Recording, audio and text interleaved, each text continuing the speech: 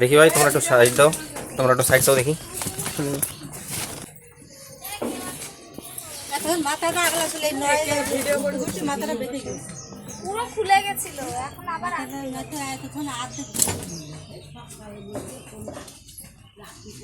বিশাল গোখরো। তো ভর দুপুরবেলা এখন আমরা এসে পৌঁছালাম বেলে বাজার থেকে ভিতরে। তো শ্যামল কাকা আছে, সকালবেলা কাকাও মিটিং ফিটিং সেরে সবাই ব্যস্ত আমরা। তো এখন এখানে এসে পৌঁছালাম, এই বিশাল গোখরো জালে আটকানো আছে। তো এখন বের করা যাক। গরমের দাগ আছে। আচ্ছা, এটা কখন থেকে এরকম ভাবে রয়েছে? এই তোর মা ভালো বলতে পারবে, আমরা সকালে উনি দেখেছেন। আপনি দেখেছিলেন সকালবেলা? দেখি মামি ধরো। আর এই দিক দিয়ে আমরা সবাই যাওয়া আসা আচ্ছা, করি। এটা আপনার একটু নামটা বলুন। সব দিক দিয়ে যাওয়া আসা। জ্যোৎস্না দাস। আচ্ছা, সকালবেলা এবার দেখেছেন এবার জালে আটকে আছে। হ্যাঁ। আচ্ছা, তিনটা সরিয়ে দে তো। ওই দেখো ঘাড়ের কাছে ক্যাচ করো। আমি আমি আমি ক্যাচ করছি, আমি সেটাই বলছি তোকে, ফালতু বলতে রিস্ক নিয়ে লাভ নেই। চল, এটা আগে করিস না, আগে পেছনটা কর, না পেছনটা কর।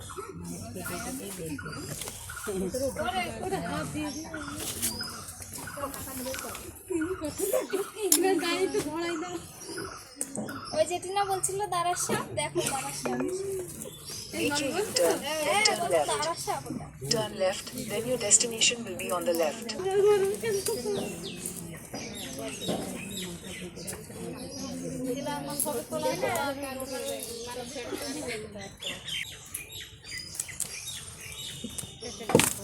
টুম্পা করে টুম্পা সব রমান বছরের ছবি তুলতে টুম্পা রমান বছরের একটা ফটো করে রমানের দেখাচ্ছি। আমার সকাল দিয়ে পাহারা দিয়েছে এইখানটায় বসে বসে। হ্যাঁ না টুম্পা বেরিয়ে যাচ্ছিল না।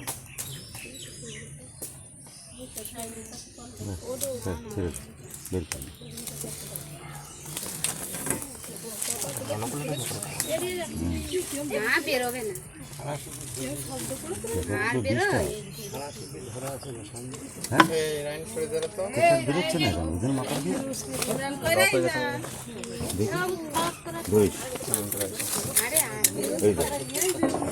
আর বেরোতে পারেনি।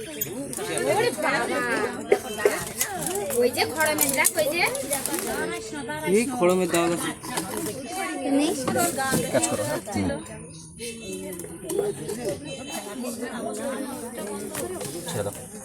খেলাম।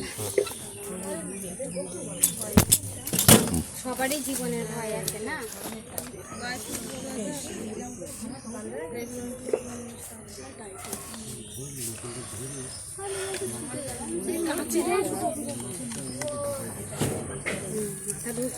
ঠিক এইভাবে জাল থেকে ছাড়াতে গিয়েই বিভিন্ন রেস্কিউয়ারের প্রাণ চলে যায়। কখনো কোনো ভিডিও দেখে অথবা সোশ্যাল মিডিয়াতে কাউকে দেখে অনুপ্রাণিত হয়ে নিজেরা চেষ্টা করতে যাবেন না। বহুত অভিজ্ঞ রেস্কিউয়ারের এইভাবে ঠিক ছাড়াতে গিয়েও কিন্তু বিপদ হয়ে গেছে। যেমন ইন্দ্রজিৎ আদক, আমাদের ভারতবর্ষের অন্যতম বিখ্যাত একজন রেস্কিউয়ার মুরলিওয়ালা হোসলা, সে পর্যন্ত কিন্তু কামড় খেয়ে গেছিল।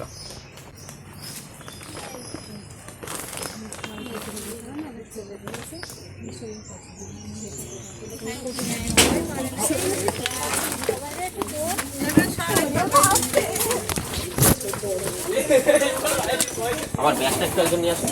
ঠিক আছে,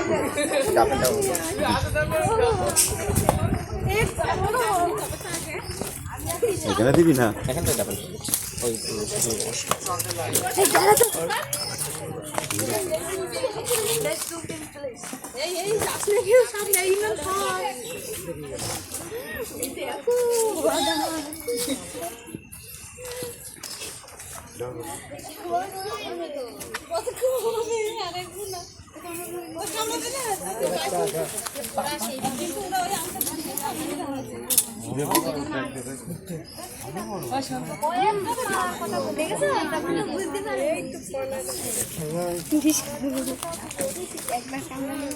দেখতে পাচ্ছেন বিশাল সাইজের ইন্ডিয়ান স্পেকটিক্যাল কোবরা, আমাদের গ্রাম বাংলার খরিশ বা গোখরো সাপ।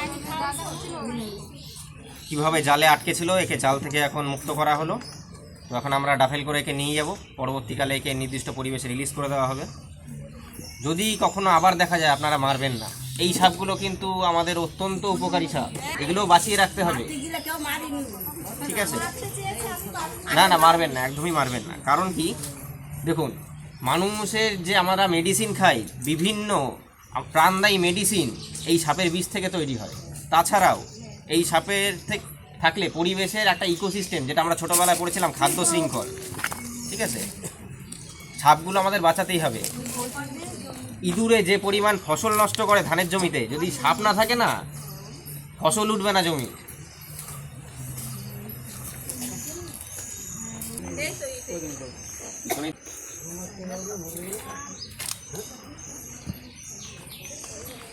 পুরোটা না, পুরোটা না।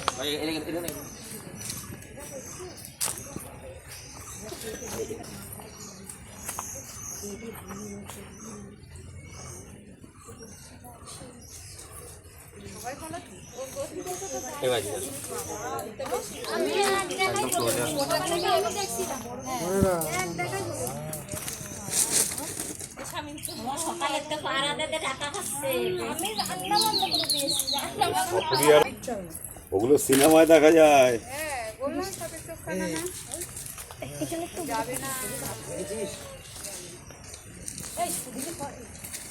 ঘাড়ের কাছে ওটা দেখে ক্লোজ আরো নিচু করে দাও। নিচু করে দাও ওটা।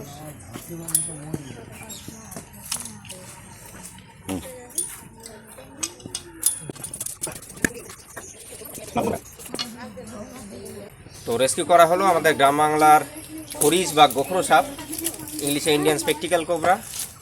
এত মারাত্মক হওয়া সত্ত্বেও আমাদের এই সাপগুলোকে বাঁচাতে হবে। এরাও কিন্তু পরিবেশের অত্যন্ত গুরুত্বপূর্ণ। যদি আবার কখনো দেখা যায়, আবার যেটা বললাম, আপনারা মারবেন না, দিন রাত কোনো ব্যাপার নেই। আপনারা যে কোনো নিকটবর্তী সবার আগে আপনাদের ফরেস্ট ডিপার্টমেন্টের সাথে যোগাযোগ করবেন।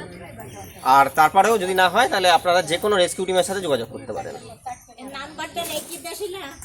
আর ফোন করলে একটু তাড়াতাড়ি আসার চেষ্টা করবেন। অনেক সেই সকাল সকাল আমরা 2 ঘন্টা ধরে আমি ফোন করেছি, কুকুর দিয়ে আসা যায় না তো। সে তো ঠিকই। কিন্তু কল করেছিলেন। আপনার একটু নামটা বলুন। আমার নাম শিলা দাস। আচ্ছা, এখানকার একটু ঠিকানাটা বলুন। এখানে গ্রাম রাজবাড়িয়া, পোস্ট বালিয়া, থানা চাকদা, জেলা নদিয়া। আচ্ছা, ঠিক আছে। প্রতিদিনের মতো কোথাও না কোথাও কল থাকে, ছুটে যেতে হয়। তাই এইভাবে সামাজিক কাজ যতদিন শরীর পারমিট করবে চালিয়ে যাব, এই আর কি। সবাই ভালো থাকবেন।